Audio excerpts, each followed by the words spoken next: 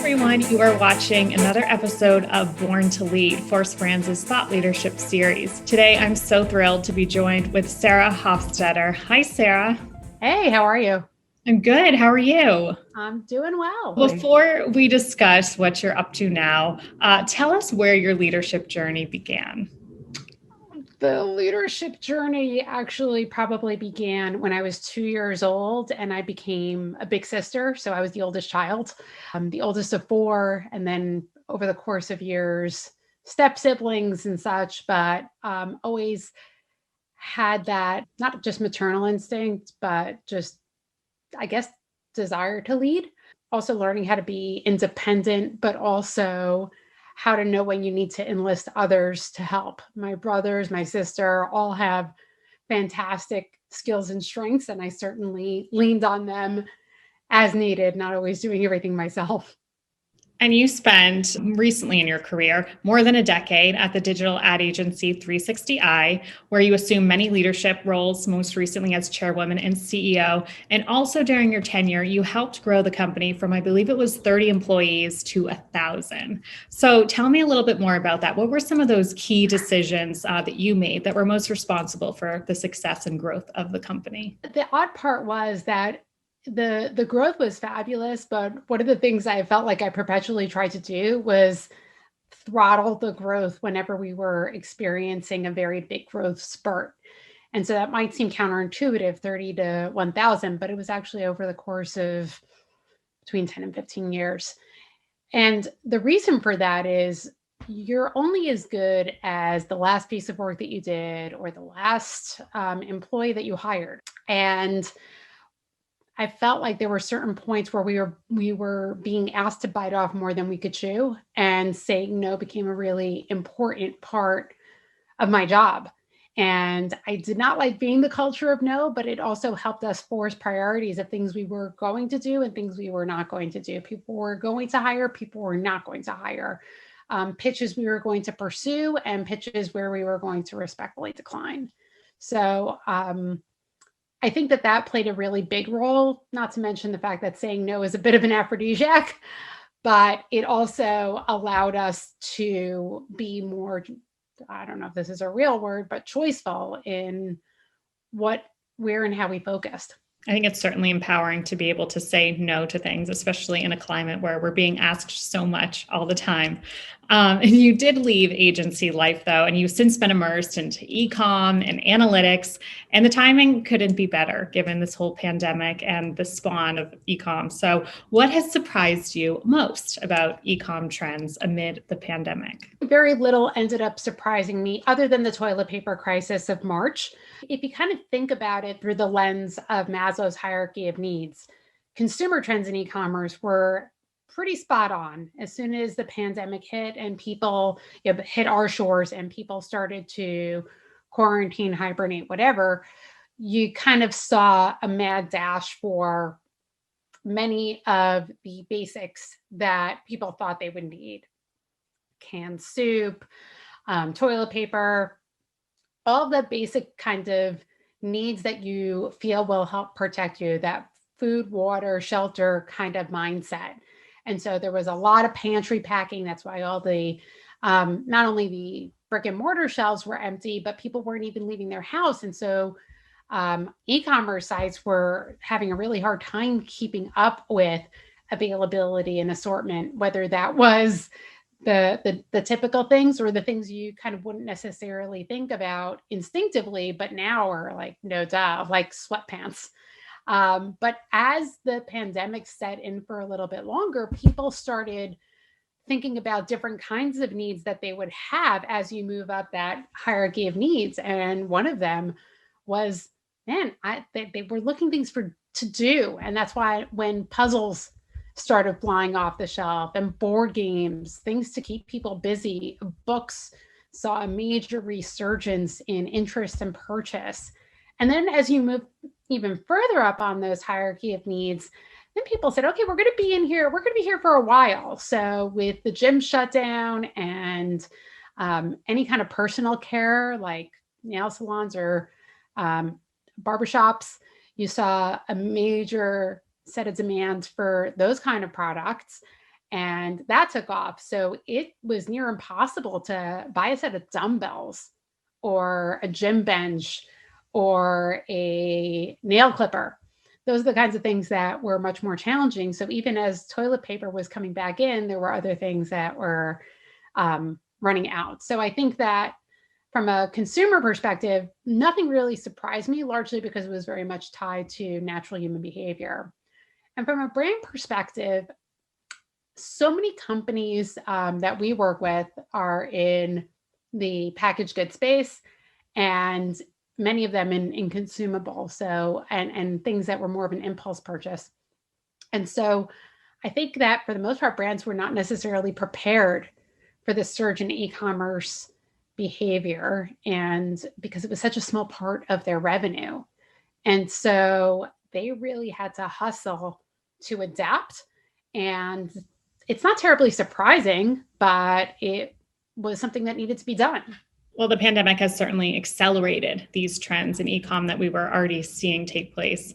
I love that you mentioned the board games being so popular, because I know everyone was vying for a chess set when the Queen's Gambit came out. So spot on there. So now getting back to leadership and your journey, how do you define your leadership style?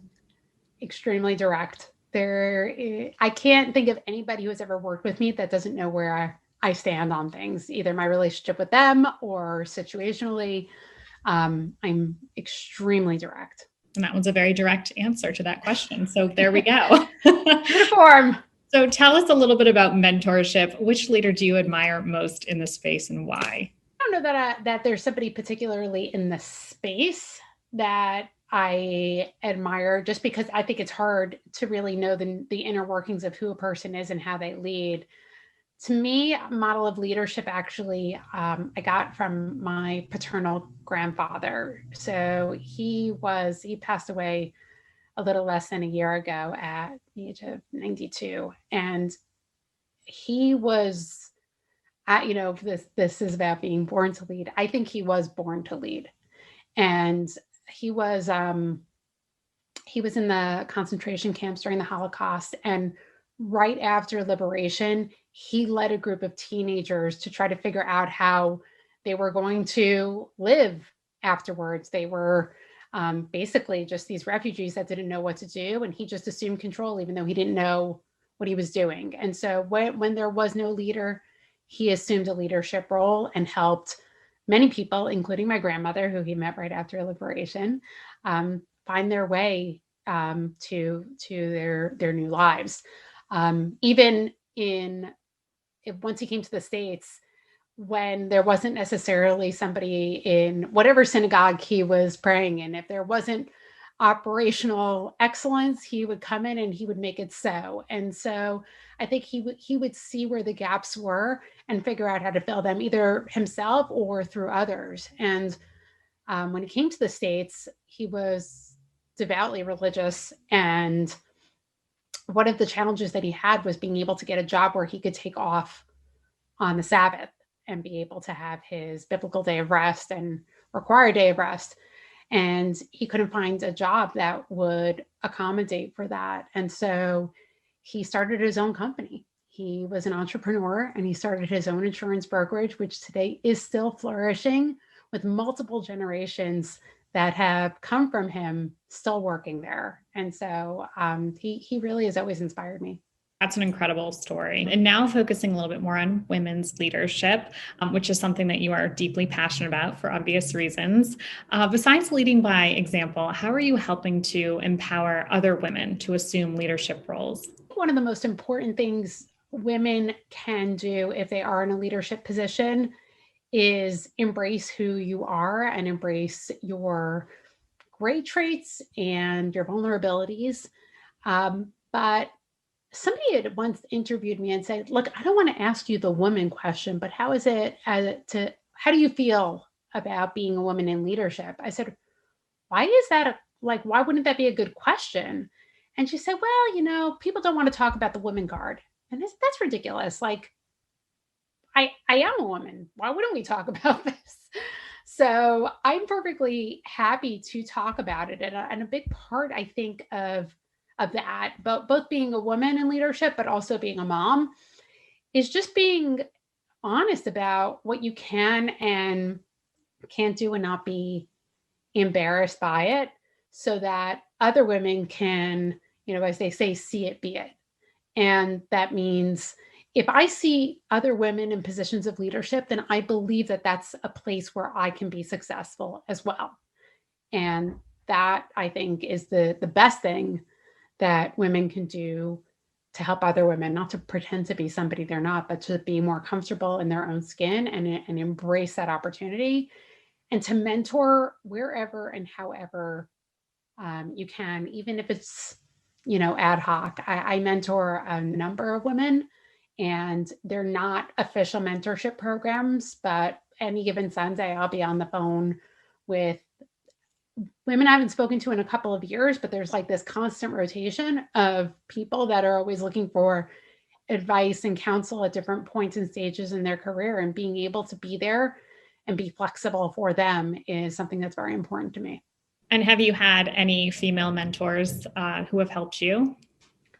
I have not. I actually have a male mentor who was incredibly supportive of me, who is my boss today, Brian Weiner. I think he was one of those people that said, I don't understand what's holding you back, and really challenged me to challenge myself. And I think men who help women are just as important, if not more important, than women who help women. Completely agree. Well said.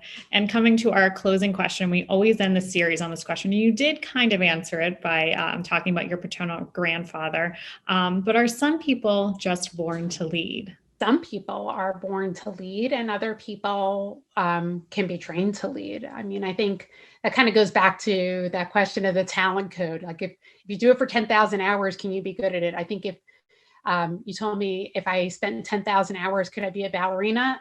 No freaking way, no matter what. It's just, I just don't know that my DNA has it. But if I spend 10,000 hours playing basketball, could I be pretty darn good? Yeah, probably. And I would say the same thing could be true in leadership. So I think that some people have more of an advantage as it relates to that. But that doesn't mean it's not achievable for anybody, but it just might require a little bit more determination. Thank you so much, Sarah. This has been so inspiring and insightful. Thank you for joining us today. Thank you, Rebecca.